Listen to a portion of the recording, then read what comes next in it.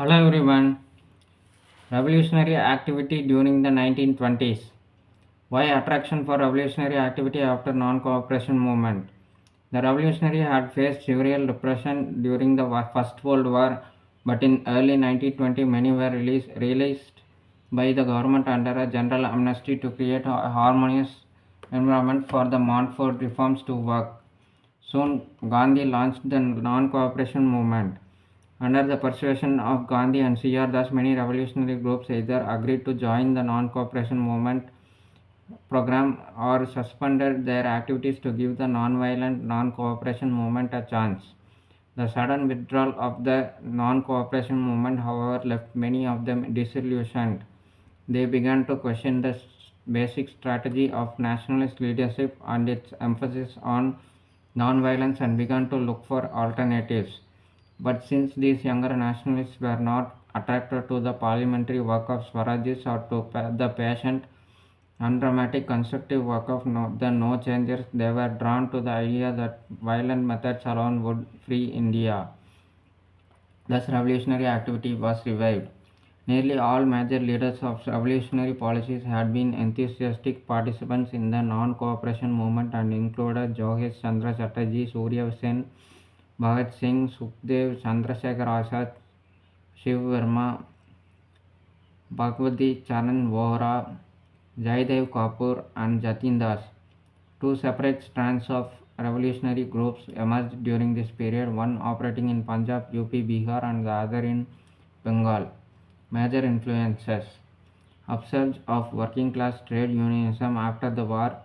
The revolutionaries wanted to harness the revolutionary potential of the new emergent class for nationalist revolution. Russian Revolution and the success of the young Soviet state in consolidating itself. Newly sprouting communist groups with their emphasis on Marxism, socialism, and proletariat. proletariat. Journals publishing memoirs and articles extolling the self-sacrifice of revolutionaries such as Atmashakti, Saradi, and Bijoli. Novels and books such as Bandi Jivan by Sachin Sanyal and Pathar Dabi by Sharat Chandra Chatterjee or Chattopadhyay, a government ban on which only enhanced its popularity. In Punjab, in United Provinces, Bihar, the revolutionary activity in this region was dominated by the Hindustan Republic Association Army or HRA, later renamed Hindustan Socialist Republican Association or HSRA. The HRA was founded in October 1924 in Kanpur by Ram Prasad Bismil, Jogesh Chandra Chatterjee, and Sachin Sanyal with an aim to organize an armed revolution to overthrow the colonial government and establish the Federal Republic of United States of India, whose basic principle would be adult franchise. Kakori robbery in August 1925. The most important action of the HRA was the Kakori robbery. The men held up the 8 down train at Kakori, an obscure village near Lucknow, and looted its official railway cash. Government crackdown after the Kakori robbery led to arrest of many, of whom 17 were jailed, 4 transported for life, and 4 Bismil, Ashfaqullah, Roshan Singh, and Rajendra Lahiri were hanged. Kakori proved to be a setback. HSRA. Determined to overcome the Kakori setback, the younger revolutionaries, inspired by socialist ideas, set out to reorganize Hindustan Republic Association at a historic meeting in the ruins of Ferozshah Kotla in Delhi, September 1928. Under the leadership of Chandrasekhar Azad, the name of HRA was changed to Hindustan Socialist Republican Association (HSRA). The participants included Bhagat Singh, Sukhdev Thapar, who was always known as Sukhdev, Bhagwati Charan Vohra from Punjab, and Vijay Kumar Sinha, Shiv Verma, and Jaidev Kapoor from the United Provinces. The HSRA decided to work under a collective leadership and adopted socialism as its official goal. Saunders murder, Lahore, December 1928. Just when the JHSRA revolutionaries had begun to move away from individual heroic action, the death of Sher-e Punjab Lala Lajpat Rai due to Lathi blows received during a Lathi charge on an anti-Simon Commission procession in October 1928 led them once again to take to individual assassination. Bhagat Singh and Shivram Rajguru shot dead John P. Saunders. They had mistaken Saunders for Superintendent of Police James Scott, who was actually responsible for the Lathi charge against Lala Lajpat Rai and his followers. Chandrasekhar Azad shot dead an Indian constable when he tried to pursue Bhagat Singh and Rajguru as they fled. The assassination was, however, justified with these words: "The murder of a leader respected by millions of people at the unworthy hands of an ordinary police officer was an insult to the nation. It was the bounden duty of young men of India to efface it. We regret to have had to kill a person, but he was part and parcel of that inhuman and unjust order which has to be destroyed." Bomb in Central Legislative Assembly, April 1929. The HSRA leadership now decided to let people know about its changed objectives and the need for a revolution by masses. Bhagat Singh and Batukeshwar Dutt were asked to throw a bomb in the Central Legislative Assembly on April 8, 1929 to protest against the passage of the Public Safety Bill and Trade Disputes Bill aimed at curtailing civil liberties of citizens in general and workers in particular. The bombs had been deliberately made harmless and were aimed at making the deaf hear. The objective was to get arrested and to use the trial room as a forum of propaganda so that people would become familiar with their movement and ideology. Force, when aggressively applied, is violence and is therefore morally unjustifiable, but when it is used in the furtherance of a legitimate cause, it has its moral justification, said Bhagat Singh. Action against the revolutionaries. Bhagat Singh, Sukhdev, and Rajguru were tried in the Lahore conspiracy case. Many other revolutionaries were tried in a series of other cases. In jail, these revolutionaries protested against the horrible conditions through fasting and demanded honorable and decent treatment as political prisoners. Jatin Das became the first martyr on the 63rd day of his fast. The defense of these young revolutionaries was organized by Congress leaders. Bhagat Singh became a household name. Azad was involved in a bid to blow up Viceroy Irwin's train near Delhi in December 1929. During 1930, there were a series of violent actions in Punjab and towns of United Provinces, 26 incidents in 1930 in Punjab alone. Chandrasekhar Azad arranged a meeting with fellow revolutionaries on February 27, 1931 at the Alfred Park, now Chandrasekhar Azad Park in Allahabad. Betrayed by one of his associates, he and other revolutionaries were besieged by the British police. Azad put up a brave resistance but was injured in the fight with the police. Seeing no other way to escape, he shot himself dead and thus fulfilled his pledge of not being captured alive by the British. The Colt pistol used by him is displayed at the Allahabad Museum. Bhagat Singh, Sukhdev, Rajguru were hanged on March 23, 1931 for the assassination of Saunders. March 23 is now observed as Shahid Divas and Sarvodaya Day. It is said that the three young men proceeded quite cheerfully towards the gallows, all the while chanting their favorite slogans like "Inqilab Zindabad" and "Down with British Imperialism." In Bengal, during the 1920s, many revolutionary groups reorganized their underground activities while many continued working under the Congress, thus getting access to the masses and providing an organizational base to the Congress in towns and villages. Many cooperated with C.R. Das in his Swarajist work. After Das' death in 1925, the Bengal Congress broke up into two factions, one led by J.M. Sengupta. Anushilana group joined forces with him, and the other led by Subhash Bose Yugantar group backed him. The actions of the reorganized groups included an assassination attempt on the notorious Calcutta Police Commissioner Charles Tegart. Another man named Day got killed. by Gopinath Saha in 1924. The government, armed with a new ordinance, came down heavily on revolutionaries. Many, including Subhash Bose, were arrested. Gopinath Saha was hanged. Because of government repression and factionalism among the revolutionaries, revolutionary activity suffered a setback, but soon many of revolutionaries started regrouping. Among the new revolt groups, the most active and famous was the Chittagong group under Surya Sen. Chittagong Armory raid, April 1930. Surya Sen had participated in the non-cooperation movement and had become a teacher in the national school in Chittagong. He was imprisoned from 1926 to 1928 for the revolutionary activity and afterwards continued working in the Congress. He was the secretary of the Chittagong District Congress Committee. He used to say humanism is a special virtue of a revolutionary. He was a lover of poetry and an admirer of Tagore and Qazi Nazrul Islam. Surya Sen decided to organize an armed rebellion along with his associates Anand Singh, Ganesh Ghosh, and Loknath Bal to show that it was possible to challenge the armed might of the mighty British Empire.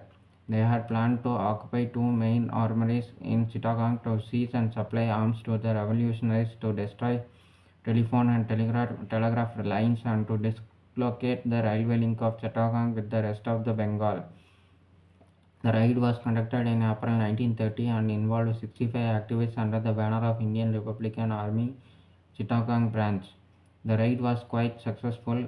Sen hoisted the national flag, took salute, and proclaimed a provisional revolutionary government.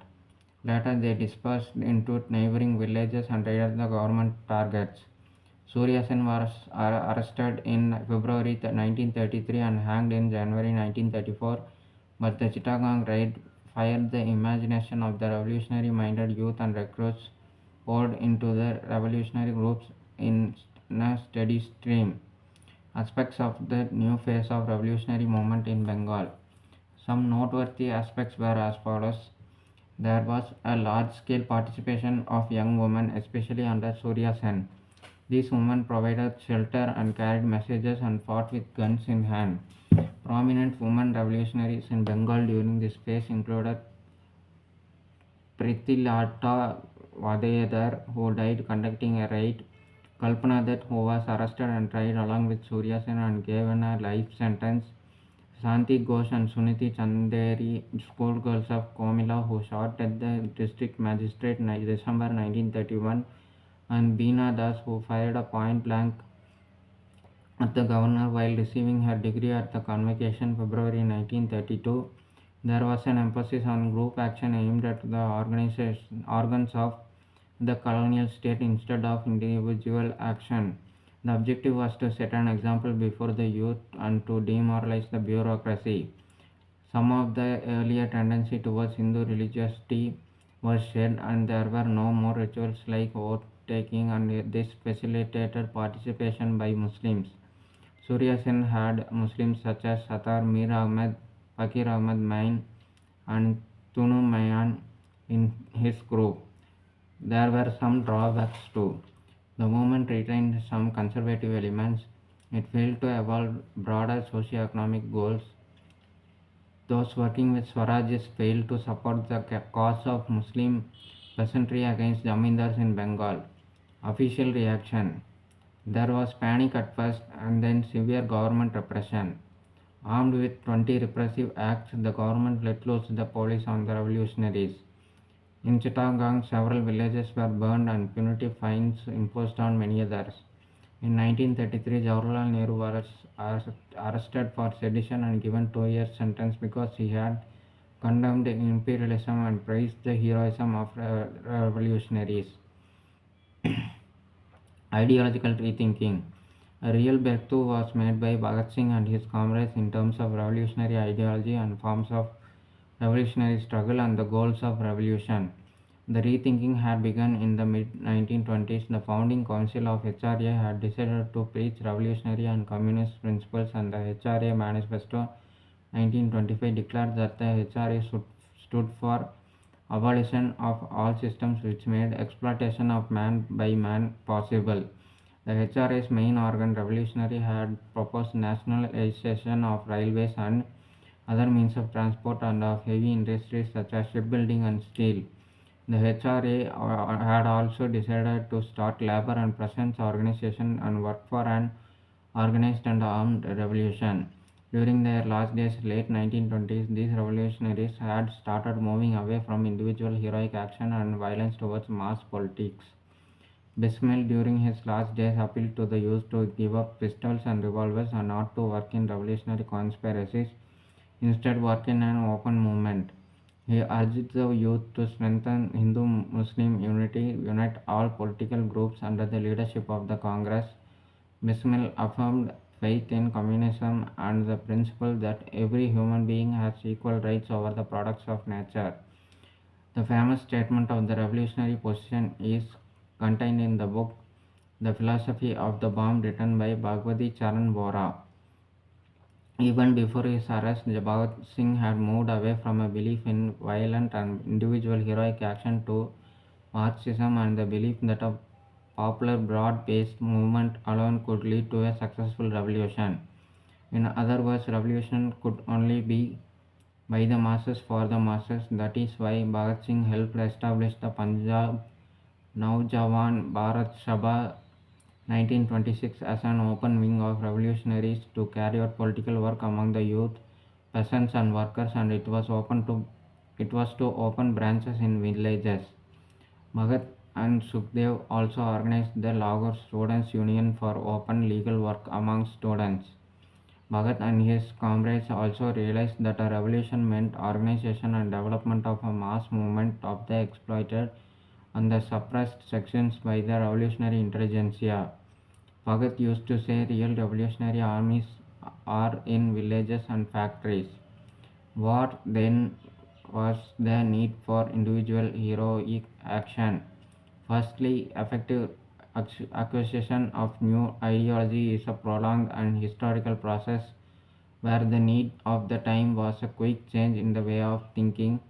Secondly, these young intellectuals faced the classic dilemma of how to mobilize people and recruit them. Here, they decided to opt for propaganda by deed, that is, through individual heroic action and by using courts as a forum for revolutionary propaganda.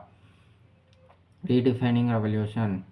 Revolution was no longer equated with militancy and violence. Its objective was to be national liberation.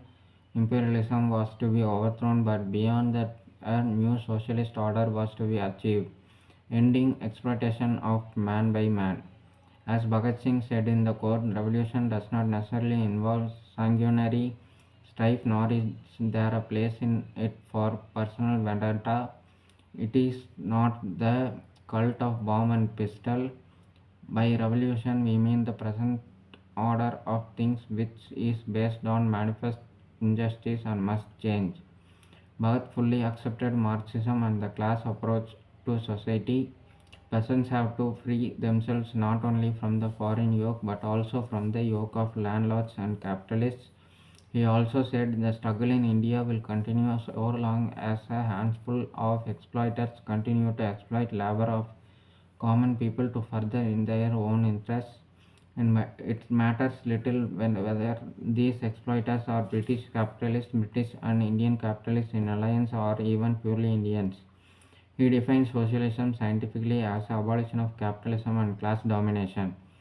Bhagat was fully and consciously secular. Two of the six rules drafted by Bhagat for the Punjab Naujawan Bharat Sabha were that its member would have nothing to do with communal bodies and that they would propagate a general feeling of tolerance among people, considering religion to be a matter of personal belief.